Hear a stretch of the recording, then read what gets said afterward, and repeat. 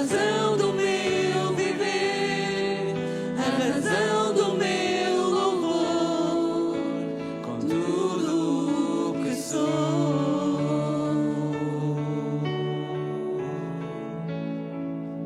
Eu te adoro. Te adoramos, Deus. Te adoro, Deus. Eu te adoro.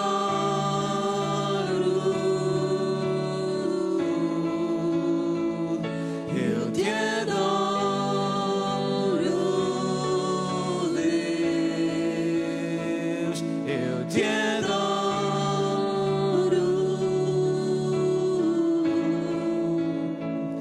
Eu te adoro, Deus. Sim, eu creio em ti, Jesus. Eu pertenço a ti, Jesus.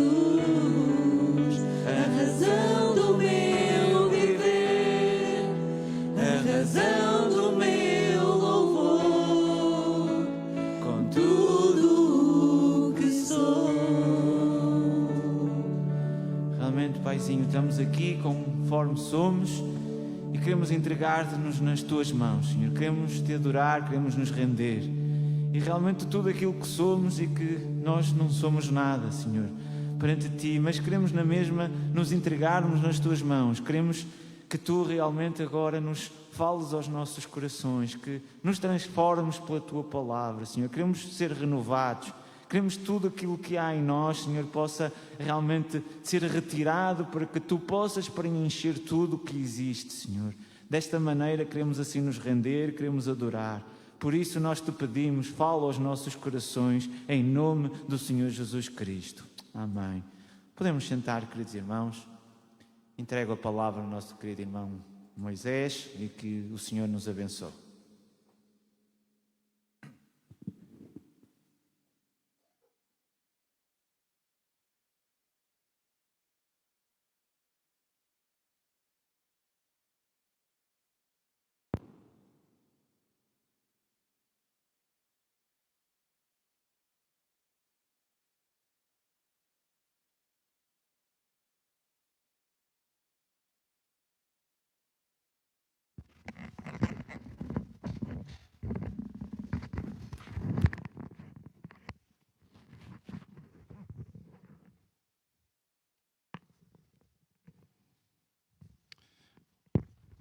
Pai do Senhor, queridos, amém? Que vitória estarmos aqui, não é? Coisa boa estarmos na casa do Senhor, estarmos reunidos como igreja do Senhor para adorar aquele que é digno de todo louvor, de toda adoração. E eu quero saudar todos com a paz de Jesus. Você que está aqui, você que está em casa, ouvindo, a ouvir. E nós vamos começar uma nova série de estudos, que é a carta de Jesus às igrejas do Apocalipse. Essas cartas, elas chegam, com certeza, à igreja de hoje. Ela cai muito bem na igreja de hoje, a cada um de nós.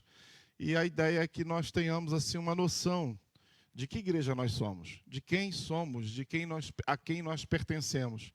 Então, que a minha oração é que o Senhor venha nos abençoar, venha trazer clareza ao nosso coração e nós possamos ter uma consciência clara de quem é o Senhor. Eu não sou especialista em Apocalipse, nem vou fazer aqui aquelas elucubrações complicadas e difíceis de terminologias tão assim, de uma magnitude assim que os irmãos saiam daqui sabendo Apocalipse. A minha ideia é trazer, como o texto apresenta, uma visão pastoral de lições tiradas do Apocalipse. E a gente vai aprender algumas coisas muito interessantes. Tenho certeza que o Senhor há de falar aos nossos corações. Eu gostaria de ler com os irmãos Apocalipse no capítulo 1. Nós vamos estar lendo esse primeiro capítulo, que é uma introdução, e nós vamos perceber que aqui tem uma revelação de Jesus. A primeira coisa que a gente vê no Apocalipse, no livro de Apocalipse, é Jesus se revelando, uma revelação de Jesus, do Senhor glorificado. E a gente vai ter o João vai trazer esse panorama para cada um de nós, para que nós possamos entender.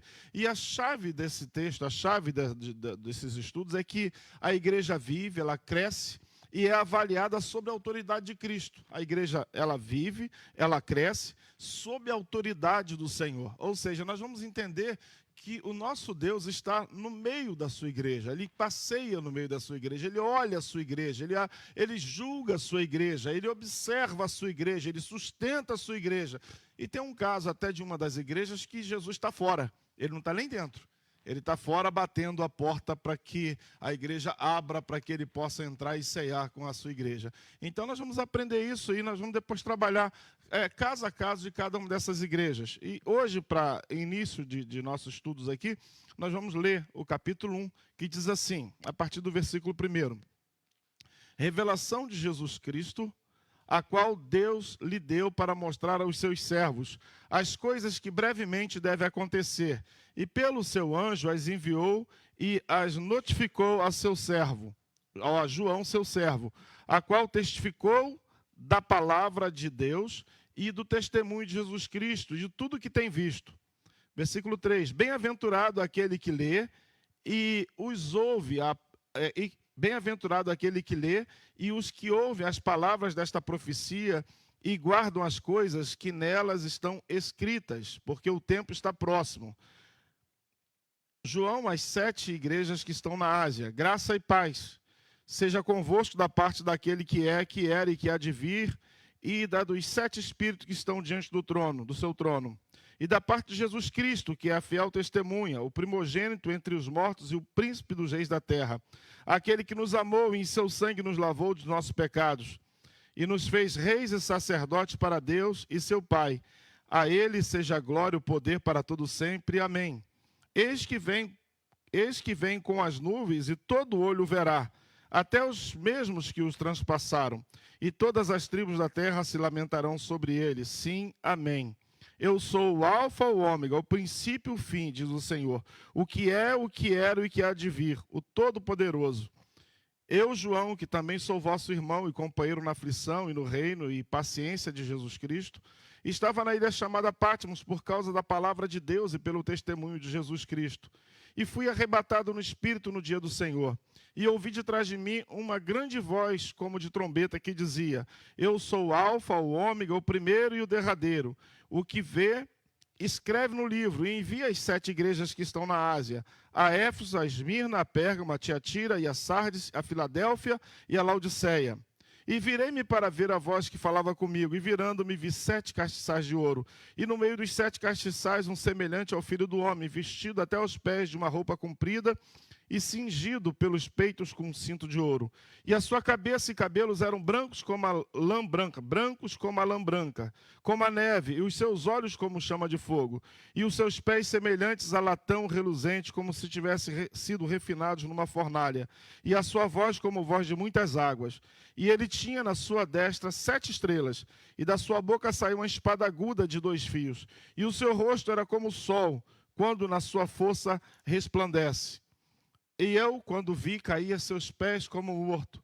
E ele pôs sobre mim a sua destra, dizendo: Não temas, eu sou o primeiro e o último, e o que vivo e fui morto. Mas eis que aqui estou vivo para todo sempre. Para todo sempre. Amém. E tenho as chaves da morte e do inferno. Escreve as coisas que tens visto, e as que são, e as que depois dessas hão de acontecer. O mistério das 7 estrelas que viste na minha destra e dos 7 castiçais de ouro. As 7 estrelas são os anjos das 7 igrejas. E os 7 castiçais que viste são as 7 igrejas. Vamos abaixar nossa cabeça, vamos orar? Deus querido, nós nos colocamos na Tua presença, Senhor. E queremos e desejamos, Senhor, ouvir a Tua voz e o Teu falar aos nossos corações. Precisamos, Senhor, de ouvir o Senhor falando. Por isso, vem sobre nós nesse momento, Senhor, e fala conosco através da Tua palavra, Senhor. É o que eu te peço em nome de Jesus. Amém. Deixa eu tirar esse casaco que esquentou aqui.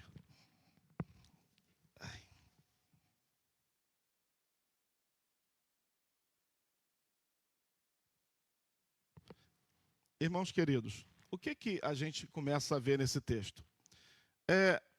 A gente percebe primeiro, antes de Jesus fazer qualquer exortação à sua igreja, antes dele falar qualquer coisa, ele se revela. É importante entender quem é Jesus e quem é a sua igreja. Apocalipse não começa falando das igrejas, falando de perseguição, com profecias do fim, mas começa com a revelação de Jesus. Quem é Jesus? E saber quem é Jesus é uma coisa muito importante, porque se a igreja não sabe quem é Jesus, provavelmente ela vai errar sua missão. Provavelmente ela não vai estar no centro da vontade, porque ela não vai saber quem é o Senhor da igreja. E nós precisamos entender isso, e Jesus, ele se revela a João dessa maneira. Se nós errarmos sobre quem é Jesus, nós vamos errar sobre o que é a igreja. Então nós precisamos ter uma consciência, uma ciência de quem é Jesus. E Apocalipse 1, ele vai preparar para o coração da igreja para ouvir as exortações que vão estar no capítulo 2 e no capítulo 3. E ela vai falar a 7 igrejas que estão na Ásia. São 7 igrejas que, na realidade, assim, é como se fosse um número total que atinge a todos nós. Chega até nós essas cartas e ela se encaixa perfeitamente para a nossa vida. Então, o contexto dessa revelação, do versículo 1 até o versículo 3, o que João faz? João, ele escreve a partir da ilha de Patmos. João está exilado na ilha de Patmos. Nesse momento, a igreja está sofrendo uma tremenda perseguição. Um sofrimento assim exagerado. Roma está perseguindo a igreja. O João sobrevive a alguns ataques e ele é exilado nessa ilha de Patmos. Alguns criminosos iam para esse lugar. O Império Romano colocava as pessoas nessa ilha como uma punição. E João não está ali porque ele foi voluntariamente lá a turismo. Ele não está ali porque ele foi fazer missões em Patmos, nessa ilha. Ele foi para lá por conta de obedecer a Deus e porque ele pregava o Evangelho. Versículo 9 vai dizer assim. Versículo 9, deixa eu só abrir aqui. Versículo 9, assim, eu, João, que também sou vosso irmão e companheiro na aflição. João está fazendo ele está dizendo, olha, eu estou no meio do sofrimento, sou companheiro da igreja no sofrimento e no reino e na paciência de Jesus Cristo. Estava na ilha de Patmos por causa da palavra de Deus e pelo testemunho de Jesus Cristo. Ou seja, ele não está naquela ilha pagando uma penitência ou por desobediência, não, mas ele está sofrendo uma perseguição e por fidelidade ele está exilado. Então, qual a verdade importante que nós precisamos entender? Deus fala com clareza, mesmo em contexto de sofrimento. Nós, às vezes, não percebemos isso. Mas às vezes passamos por sofrimento. Quem é que nunca passou por sofrimento? Quem é que nunca passou por lutas? Nós não sofremos ainda nenhuma perseguição a nível como João passou. Nós não sofremos esse tipo ainda, mas a igreja poderá passar e vai passar perseguição. E como ela tem passado perseguição ao longo da história. Se você olhar, nós aqui temos toda a liberdade para estarmos aqui neste lugar, com toda a liberdade para chegarmos aqui, adorarmos ao Senhor, cantarmos o Senhor. E muitas pessoas não se atêm a essa liberdade que nós temos. O que acontece? Pelo fato de nós termos liberdade, nós nem valorizamos a liberdade que temos. Muitos, por opção, alguns dizem, está frio, eu não vou. Já perceberam que alguns não vêm porque também está calor? Quando está quente? Quando está quente, eu não vou porque está quente, eu não vou estar com os irmãos porque está calor, eu não vou por isso. Irmãos, nós perdemos a oportunidade porque nós não temos noção da perseguição da igreja e como João estava tendo essa revelação nesse momento de perseguição. Ou seja, João foi colocado na ilha de Patmos para ser calado, para ser silenciado, para silenciar o evangelho. Mas presta atenção, irmãos, mesmo no sofrimento, Deus fala. E ele fala com graça, ele fala. João teve a maior revelação que ele podia ter nesse momento de perseguição. Irmãos, às vezes perseguição, o sofrimento é momento em que Deus quer falar conosco. Deus está falando com a sua igreja. Quando nós olhamos a igreja da Nigéria, aqueles irmãos não têm, já tem o sofrimento às vezes da própria pobreza, né? Da pobreza, da miséria. Aqueles irmãos estão sendo perseguidos com suas igrejas queimadas, gente morta, mas eles não deixam de adorar ao Senhor. Eu vi uma cena deles no meio das cinzas eles adorando ao Senhor. E o que a gente percebe? Esses irmãos, muito provavelmente, têm uma noção muito maior de quem é Jesus do que, às vezes, nós que estamos aqui nessa tranquilidade e na liberdade. Nós não temos, às vezes, a percepção de quem é Jesus, que é digno de todo louvor, de toda adoração, de toda primazia. Olha só, nós precisamos perceber que Jesus merece toda a adoração. Então, o Apocalipse não nasce no conforto. Ele não nasce numa situação como nós estamos aqui, mas ele nasce na perseguição. E ainda assim, Cristo se revela à sua igreja no meio da aflição e da angústia. Se você procurar testemunhos de irmãos da China, eles contam maravilhas. Homens que foram perseguidos, massacrados. Lá na China, antigamente, uma das meias de tortura era enfiar bambu, como é que se chama? Palitos de bambu na unha dos crentes. Tinha irmãos lá que nem unha tinham mais por conta desse sofrimento. Irmãos, imagina só, o João está num momento assim, ele está tendo esse momento de perseguição, mas nesse momento de perseguição, Deus está falando com ele. Eu lembro que em testemunho de irmãos da China, no tempo da toda a perseguição, eles não tinham a Bíblia. O que eles faziam? Eles decoravam o capítulo, o livro inteiro, para passar oralmente um para o outro. Uns para os outros. Nós temos aqui todas as versões da Bíblia, nós temos versões de todos os tipos, tem gente que nem sabe a quantidade de Bíblias que tem em casa. Lá nos irmãos chineses não tem essa facilidade. Imagina os irmãos lá em países de tremenda perseguição. Coreia do Norte. Deus fala à sua igreja mesmo em meio de perseguição. Mesmo em tempo de perseguição. O que João está dizendo é que o Senhor se revelou a ele. Ele foi colocado ali para ser silenciado, para ser calado. Mas o Senhor se revelou a João. E bem-aventurado aquele que lê e que ouve as palavras dessa profecia. Então, ouvir a Cristo é sempre fonte de bênção. Mesmo no meio da aflição. E às vezes na angústia, não tem coisa melhor quando o Senhor se revela ao nosso coração. Jesus fez isso com João. Se revelou o coração dele. Mas mais que isso, a gente vê que Apocalipse, ele é a revelação, o centro do Apocalipse é a revelação de Jesus. Jesus está no centro desse livro. A relação central, ele é o princípio, ele é a base, ele é o fundamento do livro de Apocalipse. Jesus é o Senhor glorificado que governa a história e levará o seu povo à vitória. Então, quando a gente lê Apocalipse, não é para ficar com medo. Quando a gente fala de Apocalipse, as pessoas logo têm, o Apocalipse está chegando. Não é assim que as pessoas ficam logo apavoradas? Mas Apocalipse para nós é a certeza de que nós temos um Senhor na glória, que governa a história, que reina absoluto e que tem um controle do caos em suas mãos. Nós olhamos e percebemos o caos. Nós olhamos para esse mundo e vemos o caos. O Senhor está do alto, sublime trono, controlando tudo. Se você olhar, Apocalipse é exatamente isso. São ordens dos céus que vai acontecendo na terra. Jesus, então, se revela como sendo o Senhor dos senhores. A revelação para João foi terrível, foi espantosa. A gente vai ler mais à frente que ele cai como morto. Então, o livro não tem como foco principal monstros, números ou catástrofes, mas a manifestação de Cristo. O que Apocalipse é? É a manifestação de Cristo. Então, tudo que aparece no livro, juízo, consolações e advertências, servem para mostrar que a igreja pertence a Jesus. O mal será derrotado e o futuro está seguro na mão dele. Irmãos, isso é Apocalipse. A igreja de Jesus.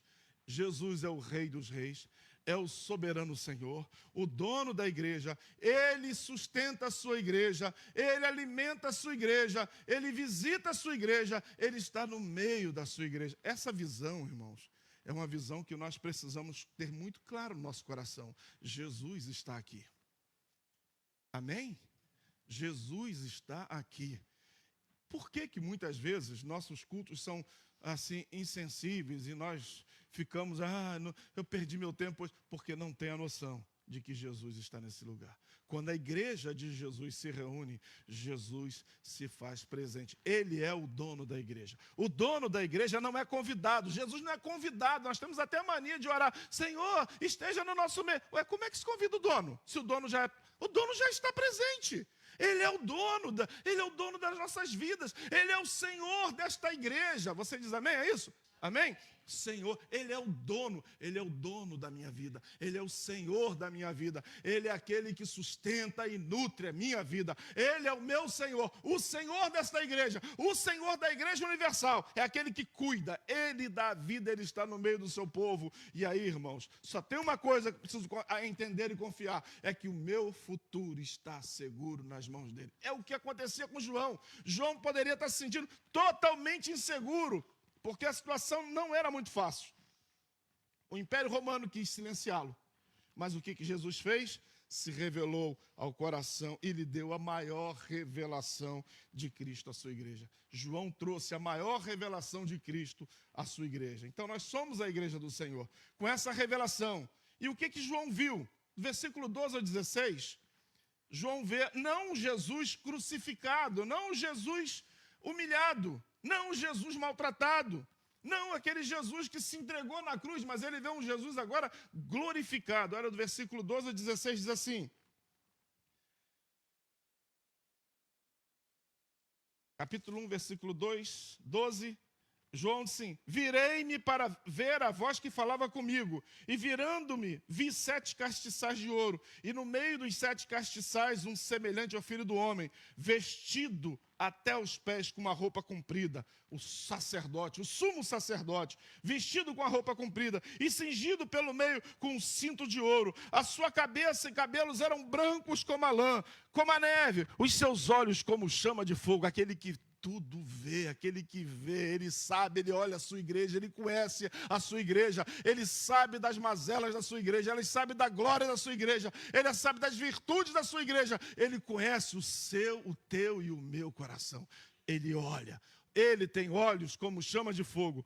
E tem mais, olha só, os seus pés semelhante ao latão reluzente, o seu juízo é perfeito, como se tivesse sido refinado numa fornalha, a sua voz como voz de muitas águas. E ele tinha na sua mão, ele tinha na sua destra direita, na sua mão direita, 7 estrelas, e da sua boca saiu uma espada aguda de 2 fios. O seu rosto era como o sol, quando na sua força resplandecente. Quando João viu isso, quando João tem essa visão, versículo 17, eu, quando vi, caí aos seus pés como morto, e ele pôs a sua destra me dizendo: não temas, eu sou o primeiro e o último.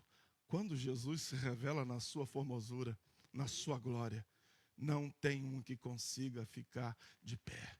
Ninguém consegue ficar de pé diante daquele que é o Todo-Poderoso, o Rei dos Reis, o Senhor dos Senhores. Mas da mesma forma que ele é toda essa glória, tudo isso, ele consegue botar a sua mão e dizer: João, não temas. Não temas. É a palavra dele para o nosso coração hoje. É dizer, não temas. Ele é tudo isso. Mas ele vê também, ele fala aos nossos corações para que nós não tenhamos medo da presença dele. É respeito e reverência. Mas não precisamos ter medo diante dele. Quando João vê Jesus ressuscitado e glorificado, não o Cristo sofredor, não é o Cristo dos evangelhos, mas agora ele vê o Senhor exaltado. É o Cristo no meio dos candeeiros. O meio dos candeeiros é o Cristo no meio da sua igreja. Ou seja, Jesus está no meio da sua igreja. Ele anda no meio da sua igreja, ele está de olho, ele está observando, ele está sustentando, ele está nos visitando, ele está nos enchendo o coração. E aí, irmãos, Jesus anda no meio, ele não está distante, ele não governa à distância, ele está presente no meio da sua igreja. E aí, irmãos, eu fico pensando assim, se essa figura está no nosso meio, qual é a nossa postura diante dele? Qual deveria ser a nossa postura diante do Rei dos Reis? O que eu percebo é que muitas pessoas não têm noção quando vêm para o grupamento santo. Quando vêm para a igreja e para se reunir diante desse ser que merece toda adoração e reverência. Lá pregando em Belo Monte eu fiz uma associação porque eu fui militar. E eu lembro que no meu tempo de militar, se alguém aqui já foi, quando o almirante chegava, eu fui da Marinha, quando o almirante estava para chegar, os únicos movimentos que nós poderíamos fazer era de sentido, descansar e piscar. Respirar e piscar seria o mais certo. Você só respira e pisca, não faz mais nada. Por quê? É um homem de autoridade que chegou no nosso meio. Imagina, irmãos, o Senhor dos senhores, que tem os olhos como chama de fogo, seus pés como um bronze reluzente. A sua roupa, a sua vestimenta vai até os pés, e ele tem um cinto de ouro. O seu rosto é como o sol fumegante no seu mais vasto fulgor. Como nós nos apresentamos diante desse ser, irmãos?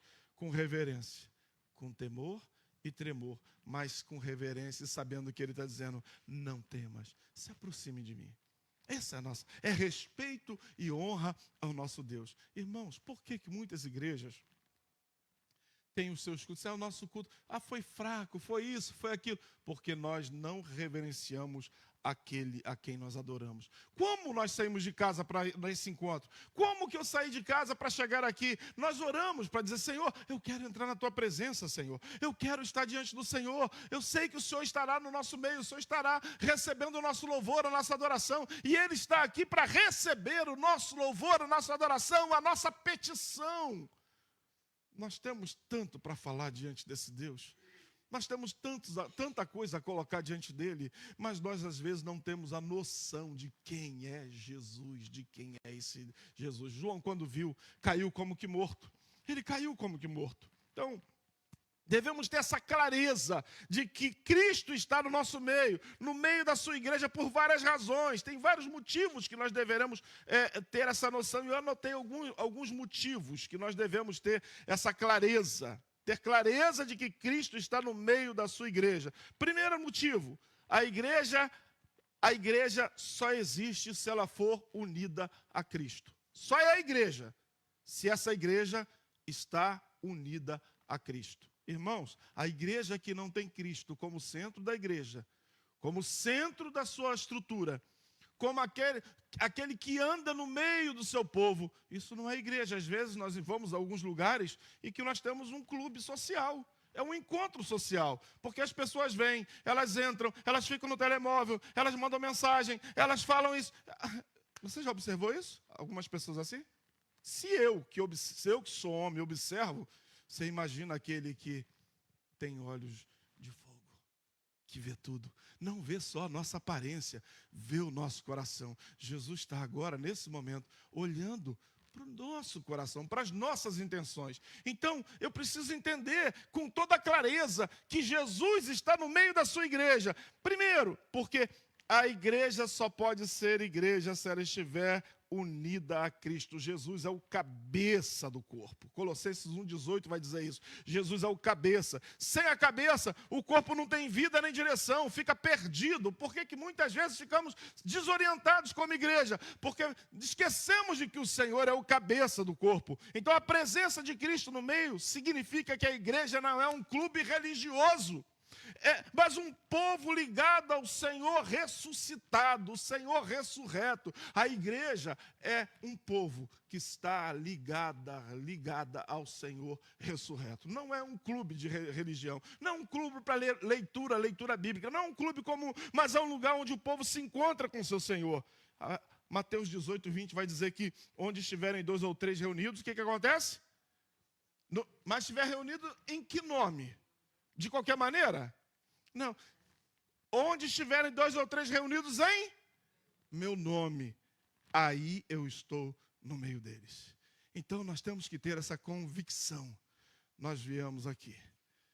Nós somos a igreja do Senhor. Nós somos a igreja do Senhor. E o dono da igreja está aqui no nosso meio, recebendo o nosso louvor e a nossa adoração. Segundo, por que eu tenho que ter essa clareza, essa certeza? Porque Ele, o Senhor, governa a igreja pela sua palavra. Mas já viu gente que fala assim: mas eu acho assim? Mas eu penso desse jeito. Já viu gente assim, crente assim? Mas eu penso assim. Eu não concordo com isso. Eu penso desse jeito. Jesus governa a sua igreja pela sua palavra. Ele tem uma espada afiada que sai da sua boca. É a sua palavra. A espada sai da boca de Cristo. Ela sai da boca, ela ensina que a autoridade que dirige a igreja é Jesus. E diz que não são opiniões humanas. Ter consciência de que Ele está presente leva-nos à submissão, à correção e ao arrependimento sincero. Ter essa convicção de que o Senhor está presente e que Ele nos exorta através da sua palavra, nos leva à submissão, à correção, a acerto de direção, porque a palavra vem para nos corrigir, para nos ensinar, para nos admoestar e para nos animar, trazer ânimo ao coração.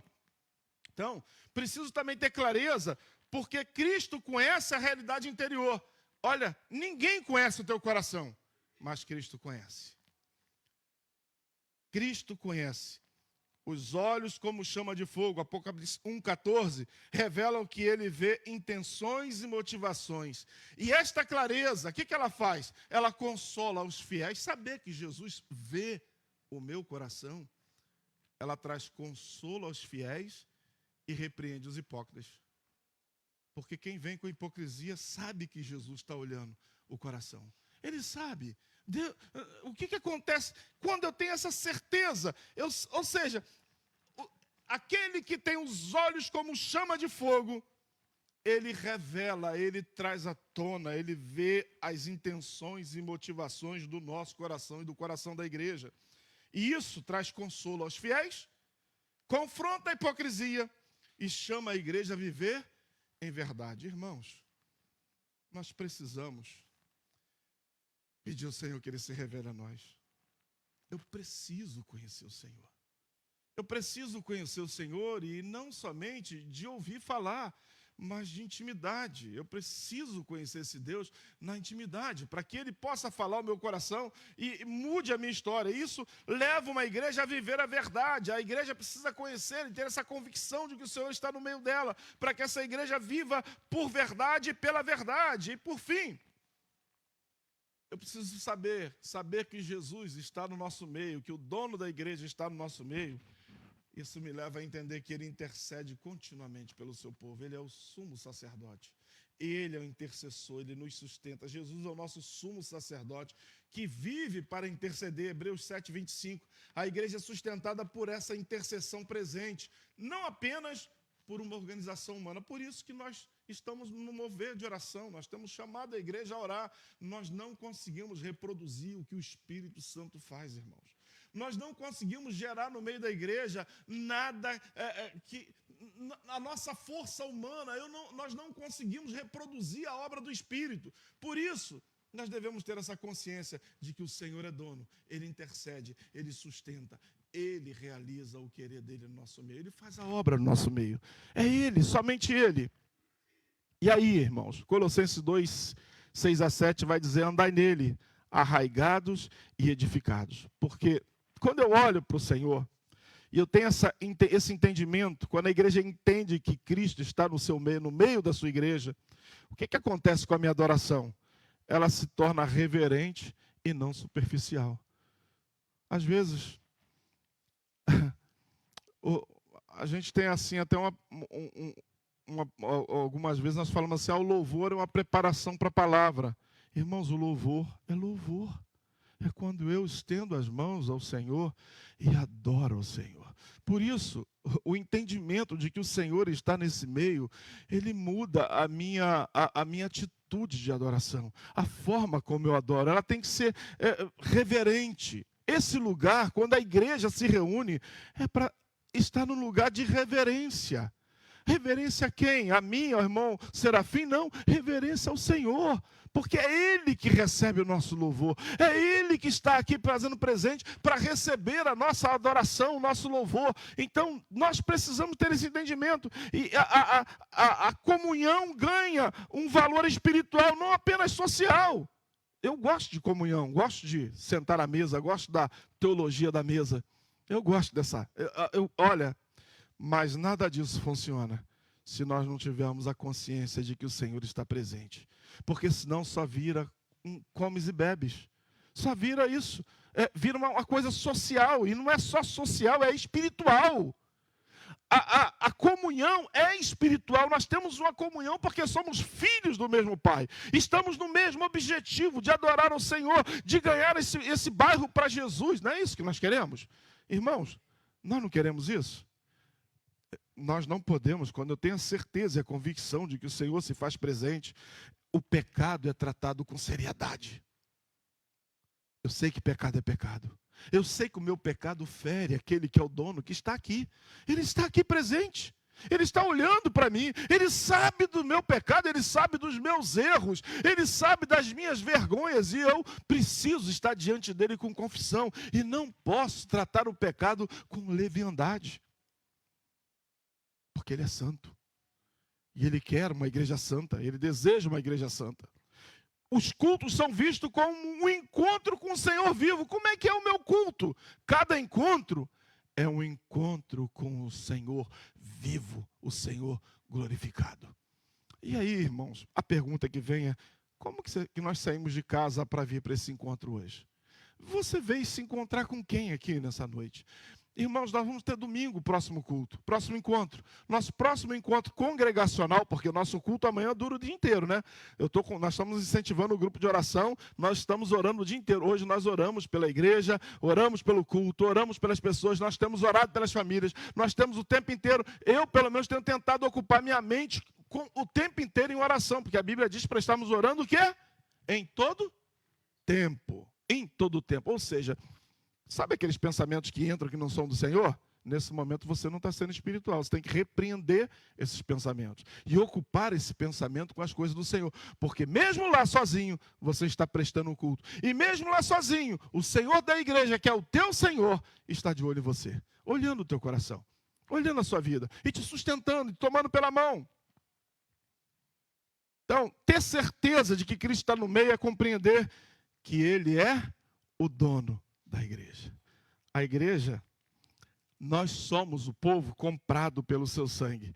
E os cultos são resposta da presença real de Jesus. Então, nosso culto, quando que um culto ele é abençoado, ele é bom? Quando a igreja percebe que o Senhor está recebendo o nosso culto. Quando nós entregamos de coração o nosso louvor. Quando nós nos fazemos presentes não só de corpo, mas de coração, de entrega. Quando eu estou aqui e mesmo sentado aí, eu estou orando para que o Senhor se manifeste, para que Ele fale, para que Ele me use. Irmãos, Deus pode te usar mesmo sentado aí. Deus pode te usar. Seja sensível àquele que é o dono. O dono pode mandar você se levantar e abraçar alguém. O dono pode mandar você se levantar e falar alguma coisa no ouvido de alguém. E trazer uma palavra de consolo, de conforto. É assim que o dono da igreja age. É assim que ele faz. Ele quer nos usar. E aí, irmãos, nós precisamos entender que aquele que tem a voz de muitas águas, ele tem uma autoridade inquestionável. E quando Cristo fala, a igreja deve ouvir. Versículo 15 diz assim: os seus pés, semelhante ao latão reluzente, como se tivessem sido refinados numa fornalha. A sua voz, como voz de muitas águas. Quando ele fala, a sua autoridade é inquestionável. Quando Cristo fala, a igreja deve estar pronta para ouvir. Versículo 16. E ele tinha na sua destra 7 estrelas, e da sua boca saiu uma espada aguda de 2 fios, e o seu rosto era como o sol quando na sua força resplandece. A espada que sai da boca de Cristo representa a palavra que julga, que corrige, que purifica. A palavra de Jesus, ela vem para nos julgar, para nos corrigir e nos purificar. E a igreja, ela não é governada por opiniões, mas pela palavra de Cristo. Irmãos, o que a palavra diz a respeito disso? Eu já vi muitas pessoas que vêm perguntar: Moisés, o que você acha disso? A pessoa sabe que é pecado. Ela já sabe que está errado. Mas ela quer ouvir de mim, quando na realidade ela precisa ouvir o do Senhor. O Senhor já falou. Ele fala. Ele tem uma espada afiada. A espada sai da sua boca. E nós temos que ouvir ao Senhor. Não é opinião. A igreja não vive por opinião, com pensamento, mas pela palavra de Cristo. E qual foi a reação? Qual é a reação correta diante do Senhor? Do versículo 17 ao 18 diz assim: mas vós, amados, perdão, aqui não, 17 aqui. 17 a 18. E quando vi, João, quando olhou para trás e viu o Senhor, caí a seus pés como morto. Ele pôs sobre mim a sua destra, dizendo: não temas, eu sou o primeiro e o último, o que vivo e fui morto. Mas eis aqui estou vivo para todo sempre. Amém. Eu tenho as chaves da morte e do inferno. Qual é a posição correta quando nós nos colocamos diante de Cristo? O João caiu como que morto. Isso ensina algo essencial para a nossa vida. A verdade, a verdadeira visão de Cristo, ela produz temor reverente, não superficialidade. Quem tem uma visão de Cristo ressurreto, tem um temor reverente. A irreverência é para aqueles que não conhecem o Senhor. Entrar nesse ambiente, no ambiente de culto, com irreverência, é porque não conhece o Senhor ressuscitado. Nós precisamos estar atentos a essas coisas, porque nós não podemos, não é para vigiar os outros, mas ter uma percepção de cada um. Nós precisamos avaliar o nosso coração se diante desse Senhor eu estou em atitude de reverência ou irreverência. Eu não sei se vocês já observaram, mas muitas pessoas têm uma atitude de irreverência, porque parece que não estão nesse lugar. Irmãos, quando você vem para o culto, o que nós temos que fazer? Nos preparar para estar diante desse Deus. Eu lembro que quando nós íamos como militar estar em formatura para nos apresentarmos ao almirante ou alguma autoridade, o boot tinha que estar refletindo. O cinto, a fivela do cinto tinha que estar impecável, o cabelo impecável, ou seja, uma reverência àquela autoridade que estava presente. Por que muitas vezes nós vamos para o culto ou vamos para a reunião solene de qualquer maneira?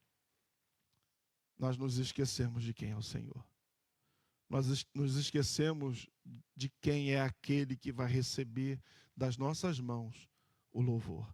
Na realidade, nós viemos aqui para entregar ao Senhor o nosso louvor, entregar o nosso melhor para Ele. E olha, irmãos, Deus não quer, Ele não quer o nosso pior. Nós vemos várias vezes na palavra de Deus isso. Deus não quer o nosso pior, Ele quer o nosso melhor. Ele quer que nós entreguemos o nosso melhor a Ele, a nossa melhor força, o nosso melhor do dia, nosso tempo com valor, com qualidade diante dEle. O nosso culto tem que ser um culto de qualidade diante dEle. Estarmos diante dEle, preparação da palavra, a oração, o que vamos fazer, os cânticos, tudo tem que ser preparado com zelo, porque o nosso Deus é um Deus zeloso.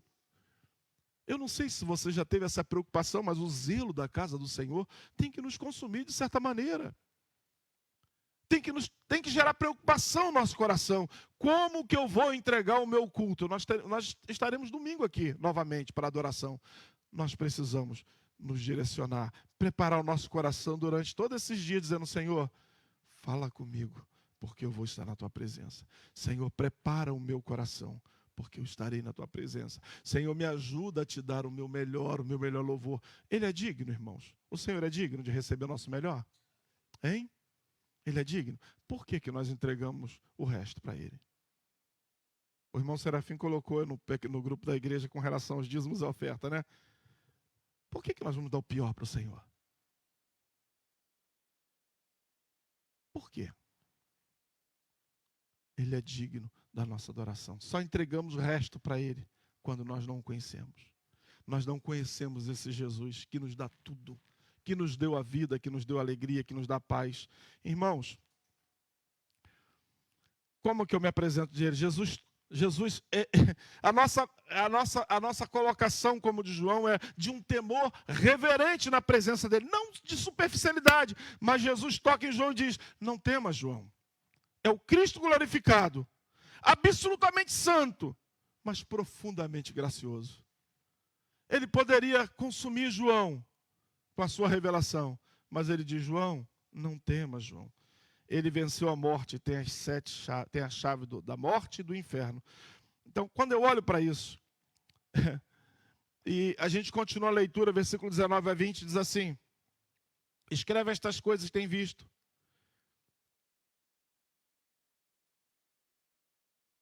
E as que são, e as que depois destas hão de acontecer. O mistério das 7 estrelas que viste na minha destra e dos 7 castiçais de ouro. As 7 estrelas são os anjos das 7 igrejas. E os 7 castiçais que viste são as 7 igrejas. É o Senhor que levanta líderes e sustenta. É o Senhor que sustenta a sua igreja. É o Senhor que está presente, irmãos. Por isso nós devemos orar: Senhor, sustenta esse lugar.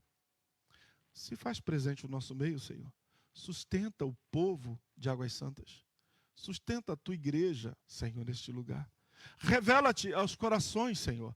Irmãos, o nosso Deus é um Deus digno de adoração, de reverência. Ele é santo, santo, santo. E eu sei que eu sou pecador, pecador, pecador. E eu tenho ensinado lá no pequeno grupo que nós somos mais pecadores do que nós imaginamos ser. Nós somos mais pecadores. Tu és mais pecador do que tu imaginas ser. Nós somos muito mais que isso. Mas o nosso Deus, Ele é gracioso e nos chama a andar com Ele. Ele anda no meio da igreja. Ele sustenta os mensageiros, Ele sustenta os líderes, Ele sustenta aqueles que Ele coloca como cabeça, não como cabeça, que nós não somos cabeça, cabeça é o Senhor, mas Ele nos levanta para ministrar aos corações. Ele dá dons, Ele concede dons à sua igreja para o crescimento e amadurecimento da sua igreja. E é Ele que sustenta cada um de nós. É Ele que nos faz isso. Cristo sustenta os líderes. Ele caminha no meio da igreja. Ele avalia cada um pessoalmente. Nada passa desapercebido do Senhor. Irmãos, o Senhor conhece o teu coração. Ele conhece o meu coração. Ele conhece, mais que isso, Ele conhece as intenções do meu coração. Ele conhece aquilo que está no meu pensamento. E o que nós aplicamos como prática para a nossa vida hoje. Preciso entender que Cristo é o centro da igreja. Se Cristo não for o centro da igreja, nós estamos perdidos. Nós estamos fora de direção. A igreja não pertence aos líderes. Ela não pertence a homem algum, nem às denominações. Ela pertence a Cristo. Ele é o cabeça. Ele é o cabeça. Ele é o dono da minha vida. Você pode falar isso? Senhor, Tu és o dono da minha vida. Tu és o Senhor. Senhor da minha vida. Senhor, Tu és o Senhor. O que eu preciso entender com a aplicação prática desse texto? A presença de Cristo é real, é verdadeira, mesmo em tempos difíceis. Cristo anda no meio da sua igreja, mesmo em tempos difíceis. Eu fico imaginando, mais uma vez, eu volto lá na Nigéria, onde eu tenho visto tanta perseguição, tanta coisa. Deus está, Jesus está no meio do seu povo, da sua igreja que está sofrendo. E aí, irmãos? Outra coisa, Cristo conhece a verdadeira condição espiritual de cada um de nós, da sua igreja.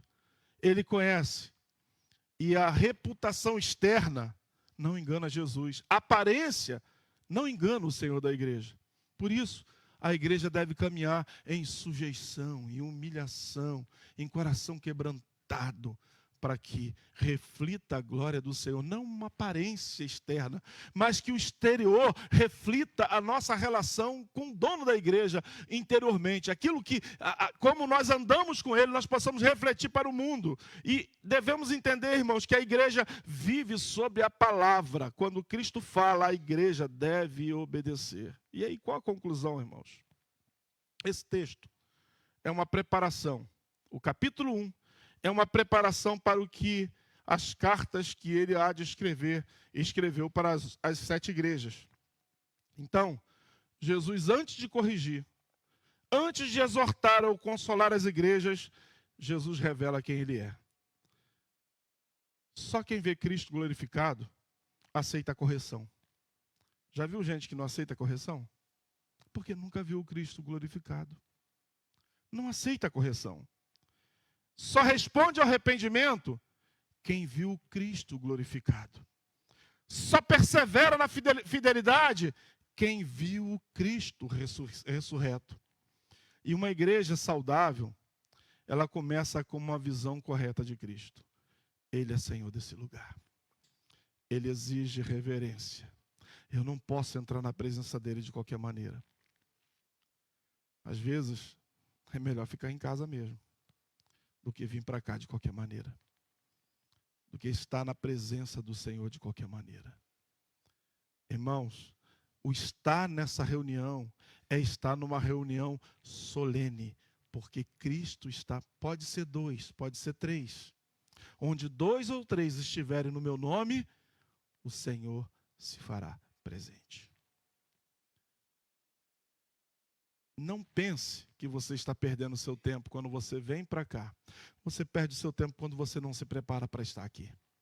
Você perde o seu tempo quando você não se prepara para estar nessa reunião solene, onde, de repente, o Senhor pode fazer coisas espantosas.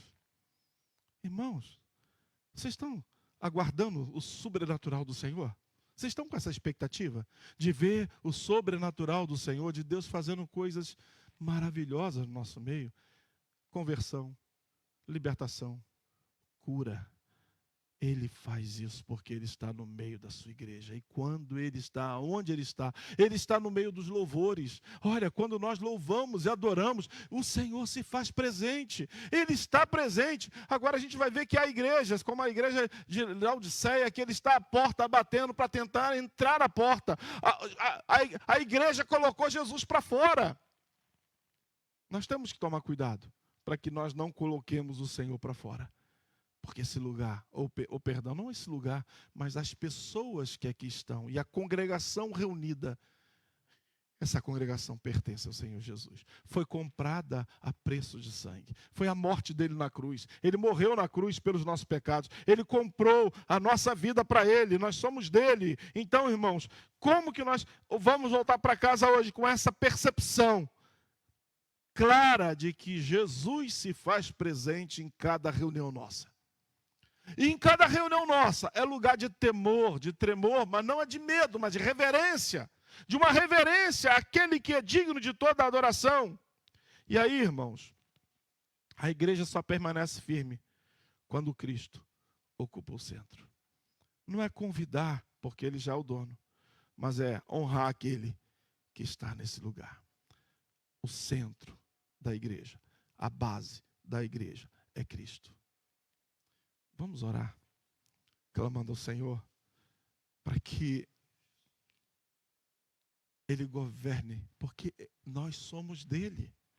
Senhor, nós não queremos fazer nada de nós mesmos, Senhor.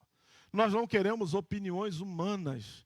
Nós queremos, Senhor, ouvir a Tua voz que chama com brandura, que mesmo com toda essa revelação de quem Tu és, Senhor, Tu chama com doçura para andar contigo. Que graça, Senhor, quanta graça que o Senhor nos chama para andarmos com Ele, para plantarmos a igreja dEle, para semearmos e lutarmos pela igreja que é do Senhor. A igreja não é minha, não é tua, ela pertence ao Senhor Jesus. E nós somos ovelha do pastoreio dele. Ele levanta líderes para pastorear as ovelhas dele, para cuidar das ovelhas dele. Nós somos levantados para cuidar uns dos outros. Somos um ao outro ovelha do Senhor. E somos usados por ele, para a glória dele, para o louvor dele, para a honra do nome dele. Essa igreja está aqui para glorificar o nome do Senhor, para que toda a honra, toda a glória, todo o louvor seja dada unicamente a ele. E precisamos de corações quebrantados e sinceros. Ao entrar por essas portas, para nossa reunião solene, saibamos que o Senhor, o Rei dos Reis, Senhor dos Senhores, que sonda os corações, que sustenta as nossas vidas, que nos guarda, que nos alimenta, que nos dá a bênção, que nos dá a paz, que nos dá a alegria que o mundo não tem. O mundo não tem, não consegue com dinheiro comprar a alegria e a paz que Cristo nos dá. E a Ele, somente a Ele, toda a honra, toda a glória e todo o louvor. Adoremos aquele com as nossas orações. Irmãos, chega diante dele agora e apresenta a ele as tuas orações, porque ele está nesse lugar. Então, se quebrante, deixe que ele quebrante o teu coração, deixe que o Espírito Santo quebrante o teu coração e coloque para ele a tua petição. Não tenha vergonha, porque com toda a sua glória ele chama com graça. Vem, não temas, aproxima-te de mim, aproxima-te de mim. Eu sou o dono da tua vida e eu quero governar o teu coração. Renda-se a ele. Então, coloque a tua petição hoje diante do Senhor. Ore ao Senhor, que tudo pode.